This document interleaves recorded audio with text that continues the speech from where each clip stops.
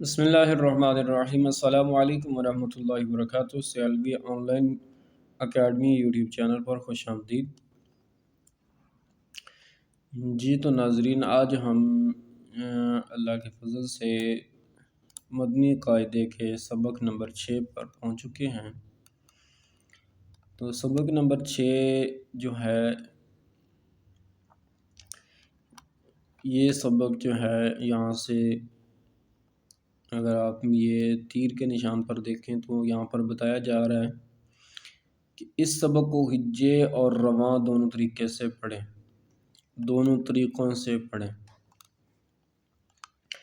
حرکات، تنوین اور تمام حروف بالخصوص حروف مصطلحہ کی ادائیگی کا خاص خیال رکھیں۔ ہجے اس طرح کریں۔ ہجے کہتے ہیں جی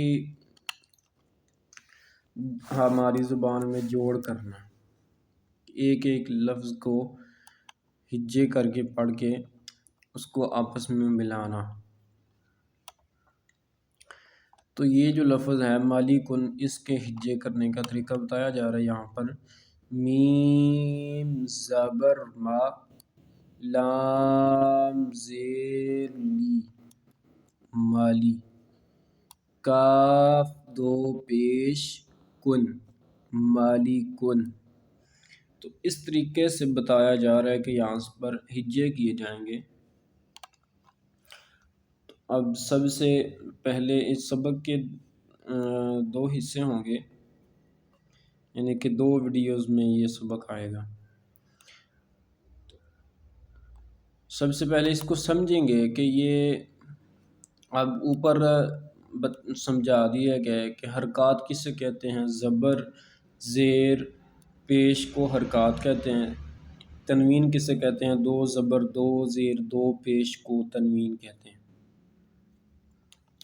اب ان کے ہجے اس طرح کریں گے۔ نون زبر نا، زا زبر زا، نازا، لام زبر لا، نازالا، خا زبر خا، لام زبر لا، خالا، قاف زبر قا، خالاقا۔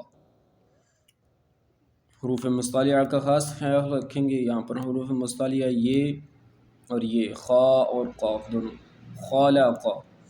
صاد زبر صا، دال زبر دا، صادا، قاف زبر قا، صادقا۔ اسی طرح آگے چلیں گے۔ یا زبر یا، دال زبر دا، یادا، کاف زبر کا، یادا کا۔ با زبر با، لام زبر لا، بالا، غائن زبر غا، بالاغا۔ طا زبر طا، با زبر با، طابا، عین زبر ع، طابع۔ جیم زبر جا، عین زبر ع، جع، لام زبر لا، جعلا۔ تو یہ طریقہ یقیناً آپ سب کو سمجھ آ گیا ہوگا۔ تو اب آگے سے یہاں پر یہ پڑھیں گے کہ جب اس کے اینڈ پر تنوین آ جائے تو پھر کس طرح سے پڑھا جائے۔ تو اب یہ تنوین کا سمجھیں گے۔ حمزہ زبر آ، حا زبر حا، آحا، دال دو زبر دن، آحدن۔ اچھا جی، یہاں پر یہ جو لکھا ہوا ہے، لکھا تو الف آپ کو نظر آ رہا ہے، لیکن اب اس کو حمزہ پڑھیں گے۔ کیوں پڑھیں گے کہ یہ ایک قانون ہے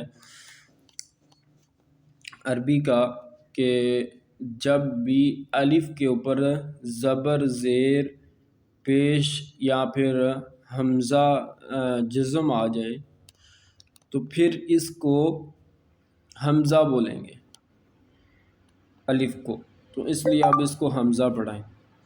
آگے پڑھیں گے جی۔ میم زبر ما، را زبر را، مارا، ضاد دو زبر ضن، مارادن۔